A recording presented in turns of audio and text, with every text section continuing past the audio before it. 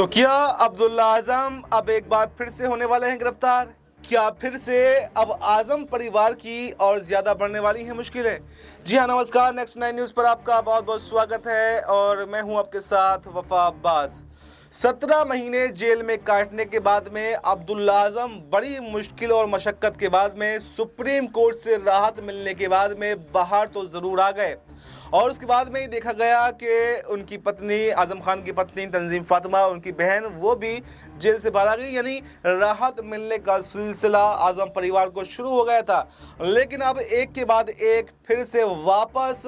आजम परिवार की मुश्किलें बढ़ती जा रही हैं। यहाँ पर पहले आजम खान को जौहर यूनिवर्सिटी के संबंध में 550 करोड़ रुपए का नोटिस मिला और अब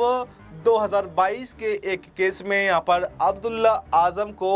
3 करोड़ 71 लाख रुपए का जुर्माना डीएम की तरफ से लगाया गया है। और ये जुर्माना स्टाम्प चोरी के मामले में, यानी ज़मीन जो खरीदी थी वो आवासीय भूमि थी लेकिन कृषि भूमि में दिखाकर स्टाम्प चोरी की गई, यानी सरकार की स्टाम्प चोरी की गई और उसमें ये जुर्माना लगाया गया है। तो ये देखा जा रहा कि एक के बाद एक यहाँ पर वापस से आजम परिवार की मुश्किलें बढ़ती हुई दिखाई दे रही हैं। और ऐसे में आजम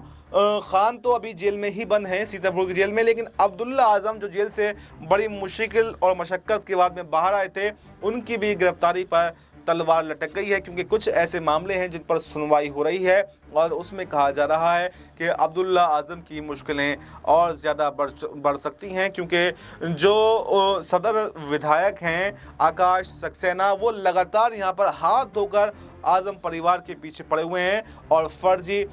जो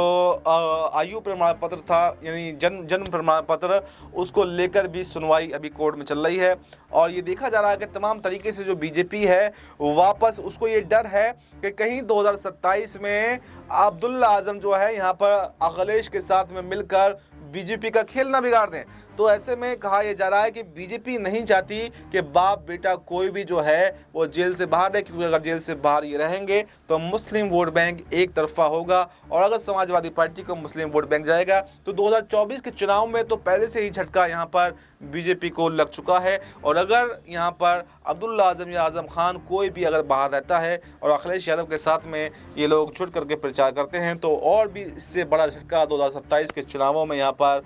बीजेपी को लग सकता है। तो इसीलिए यहाँ पर ये फिर से देखा जा रहा है कि बीजेपी हाथ धो करके यहाँ पर अब्दुल्ला आजम के पीछे पड़ गई है और उनको गिरफ्तार करवाने पर तुली हुई है। तो ऐसे में ये देखना काफ़ी दिलचस्प होने वाला है कि क्या अब्दुल्ला आजम दोबारा से गिरफ्तार होंगे या फिर नहीं। इस पूरे मुद्दे पर आपकी क्या राय है? आप कमेंट बॉक्स में अपनी राय दे सकते हैं और बाकी देश दुनिया से जुड़ी तमाम बड़ी जानकारी के लिए देखते रहें नेक्स्ट 9 न्यूज़।